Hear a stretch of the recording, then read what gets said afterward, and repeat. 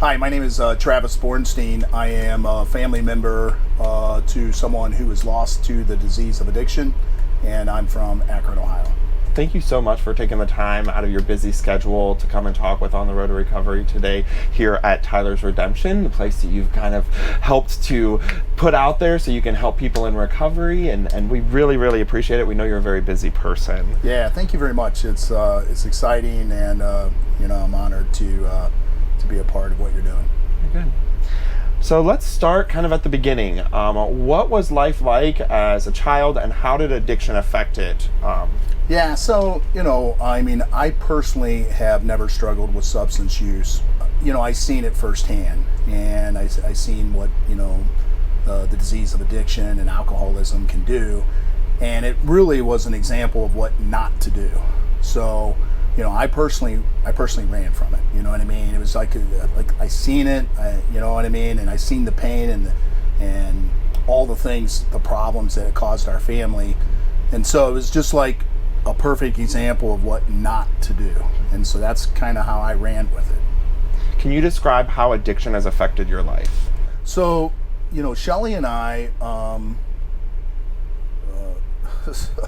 So Shelley and I started dating when I was in 8th grade and she was in 9th grade.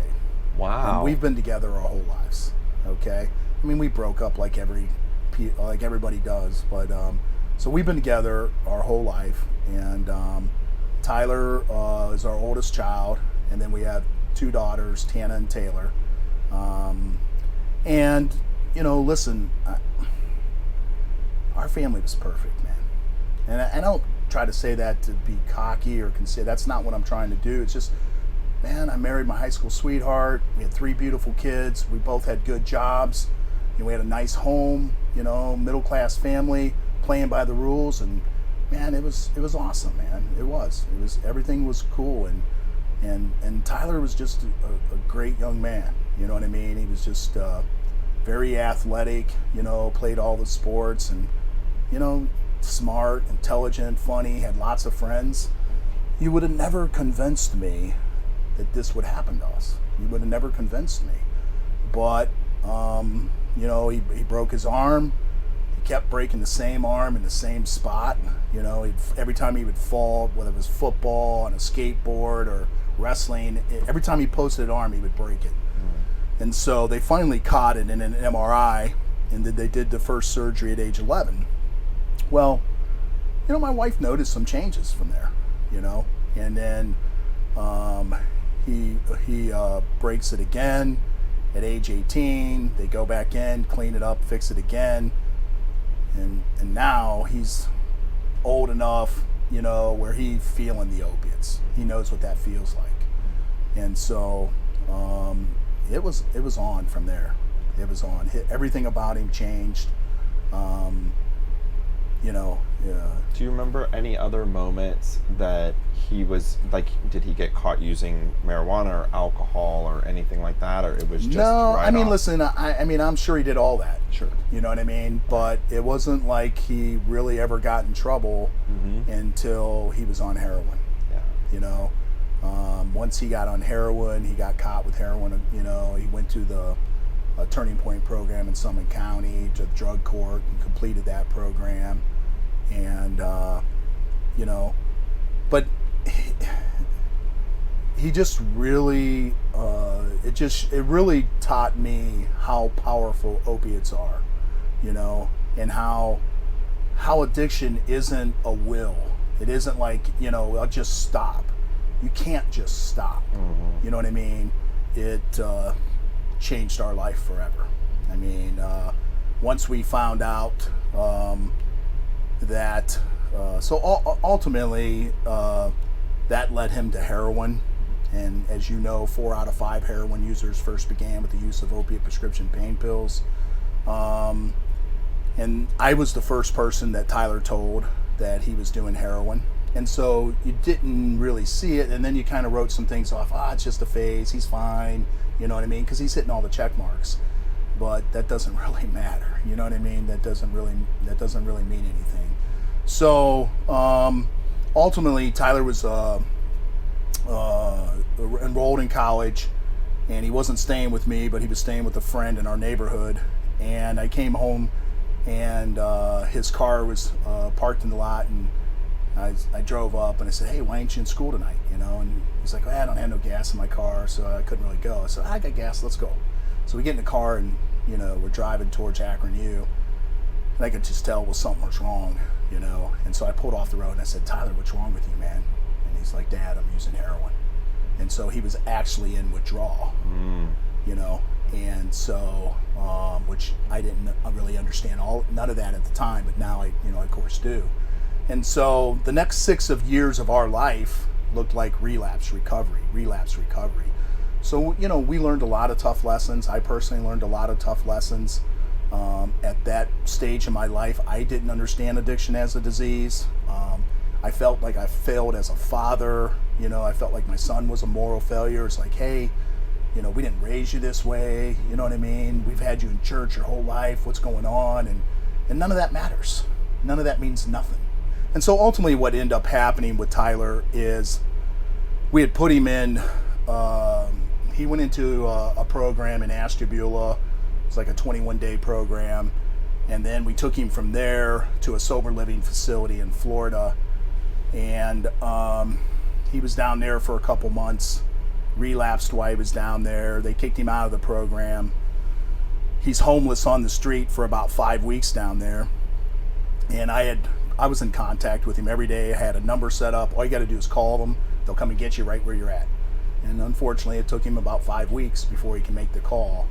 Well, when he did, they couldn't put him in a treatment facility because he had MRSA in his right arm. So they had to take him right to the hospital. He spends 2 weeks in the hospital down there on an IV drip trying to get the MRSA out of his body. And so then he gets back into recovery. We go down there for vacation, my family and I, to see him and then take some vacation. And he had been back in the program for a couple months. And he said, "Hey, I want to come home." And, it's like, he's coming home. We can't tell him not, he'll beat us home if we tell him he ain't coming with us, And so he came back home, and that was like in June. He was staying with his girlfriend. And then in September, he relapses again. He calls me. He was using one of my vehicles, and he's like, "Hey, come and get the car. At least that way I won't have no wheels." And I did that, and he took off on foot, met up with another person who was struggling with substance use. They buy heroin. Tyler uses it. It immediately puts him into withdrawal. He immediately puts him into an overdose. And the other kid panics, and instead of calling 911, he takes my son to a vacant lot and dumps him in the field and leaves him there to die. So the next day, the Summit County Sheriff shows up and says, "A resident found a dead body in a vacant lot, and it was our 23-year-old son." So, now what? We had went through 6 years of relapse recovery, and now he's gone. Now he's gone. And so, as a parent, you can't prepare to lose a child. And it was one of those things where it's just like, what do you do now? There was just so many things in the space that we learned through Tyler. And it was like, I couldn't live, honestly, I couldn't look in the mirror without trying to do something. You know what I mean? It was just one of those things. It would have been easy for Shelley and I and our family to walk away because our girls are fine. We don't have nobody else struggling. But I couldn't do it. I couldn't just walk away. You know what I mean? So it was just, at that point, my youngest daughter was a sophomore year, or a senior in high school. Tyler was the third young man in our town to die of an overdose within a year. And so this is in Hartville. And, there was like, no drugs in Hartville. You know what I mean? It was a holier than thou town. Sure. And so these 3 girls worked with their guidance counselor and put a program together and kind of told their stories to our community. And it was huge. It was like the first time that anybody started talking about what was going on.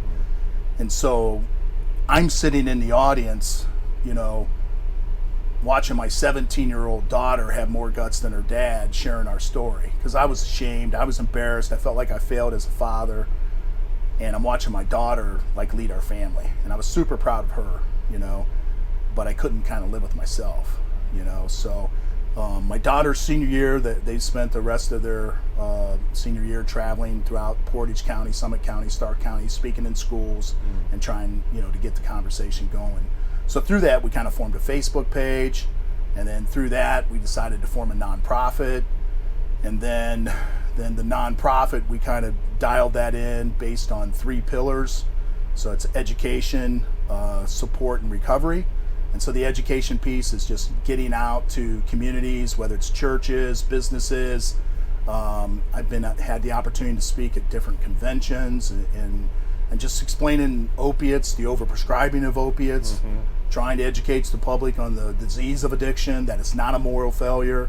And then the support piece is, you know, my wife has 3 support groups, one for families who have lost a child or a loved one due to the disease, support group for families who have someone in active addiction or recovery, and then we have a small support group for children. It's not a support group, but it's just something we do, is that we have people in recovery and families that have lost a child stuff these teddy bears, and we give them to first responders, and then if they go into a home and maybe mom or dad's overdosed, they can give this kid a teddy bear, and inside the teddy bear are resources within the county to help that child.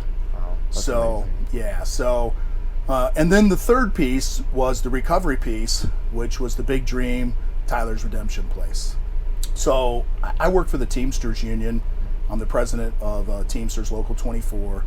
I also spent 6 years in the United States Marine Corps, and I share that because, you know, that's a big part of our story, you know. So in 2016, Tyler passed in 2014.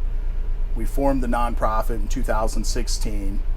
Well, every 5 years, the Teamsters has a convention where we bring all of our delegates from all across the United States, Canada, and Puerto Rico, and we have like a big union meeting where we do the business of the union, but we also take up other social economic issues that are facing our community.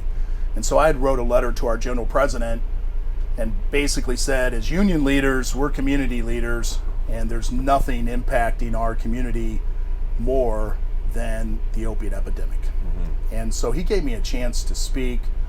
I kind of gave a speech. It was about 15 minutes long or so. And after I was done, delegates from all across the country started coming to the mic and making pledges to support our nonprofit. Wow. So the first donation was $5,000, the second donation was $10,000, third donation was $50,000 by our general president, and in an hour and 40 minutes we raised over $1 million. Wow. Yeah. So that let us dream big, right? So it was one of those things where Shelley and I, we just didn't want to make a donation to a treatment facility and call it Tyler's Place and be done. That's not who we were. So it was one of those things where Shelley and I wanted to have hands-on and work with folks, you know, that are struggling with substance use, whether it's their family, whether it's the person, you know, and so we just started dreaming it out, and we had all kinds of ideas, and then so we landed on an RCO, which is a recovery community organization, and so so it's called Tyler's Redemption Place, and it's the first RCO in Summit County, and we're excited as heck, man. Yeah. So it took us 7 years to get the build. For lots of reasons. The project fell apart several times. COVID happened. Right. The world fell apart, you know, and we were really stuck on building a commercial building, you know. And when COVID happened and our project fell apart again, you know, I kind of went back to our executive board and said, listen, we got $1 million. We can build a heck of a nice house for $1 million. So they're like, let's go. So I didn't really want to build a house. So we started vetting log cabin builders. And so we landed on a log cabin, and it's 7,500 square feet. Shelley and I just really felt in our heart that we went through all of this for a reason, And it wasn't to torture us. It wasn't to, to rip our family apart. It was a painful, hard journey, and we've been on it for a long time. But we've known that God had a purpose for us. And if we could step into that pain and step into that trauma and those difficult circumstances, that, God will do something really special and unique. And we've seen that. We've seen that, with how we raised the money. I went out there to the convention, gave a speech. I had no idea we were going to come home with $1 million. Right. So right after Tyler's passing, did you guys seek any help from your church, from psychologists, anything like that? So Shelley and I'm a typical dude. I didn't want to go into counseling. And the good news was for me was she had put us in St. Thomas's traumatic stress counseling, but it was a 6 months waiting list. And so we couldn't get in immediately, which I needed that time for me to humble myself, whatever the right words are, to be able to go into counseling and say I need help. You know what I mean? But the good news about it was the way it was set up is he would only see us as a couple. So it was good and unique because there was times I didn't want to go. And there was times I was coming home from work, Shelley'd be in the counseling session or sitting in the waiting room, and I'd be like, hey, just go ahead and go in. I'm not going to be able to make it tonight. And he's like, he won't let me come in unless you're here. Right. And it really forced me to be there, right? And so we went through a year and a half. We went through a year and a half counseling where it helped. It helped us tremendously, and we needed it. The thing I learned in that is that, we have trauma, and that trauma is going to come out of you one way or another. And so if you can't learn how to deal with the trauma and the triggers that come out of your trauma and how to properly deal with them, they're going to show in other ways. And for me, it was going to be anger. For me, it was going to be because I was already ticked off at the world. I was already mad. I was already angry. And it was just going to be all bad. It was just going to be all bad.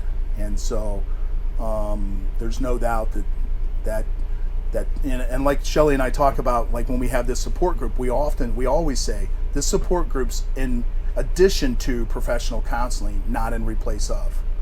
You know what I mean? Because you need both. You need both. You need people around you that's been in similar journeys, but you need the professionals too.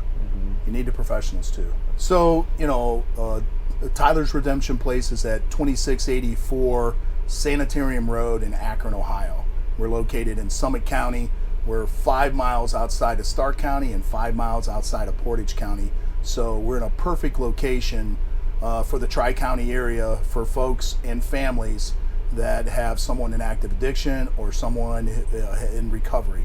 And so the goals here at Tyler's Redemption Place is everything recovery oriented. So we believe you got to treat the entire person, mind, body, spirit, in a community setting. And so we have programs set up for that. We have group meetings set up for that. We have individual opportunities to volunteer, to share your gifts and talents. And so it's a cool place, man. There's nothing like it. It's exciting, and Shelley and I are proud to be a part of it. Awesome. Yeah. Travis, we're so grateful that you were willing and able to come and share your journey with us here at Tyler's Redemption in Summit County. Your story will help to end stigma, humanize addiction, spread awareness, and inspire hope one story at a time.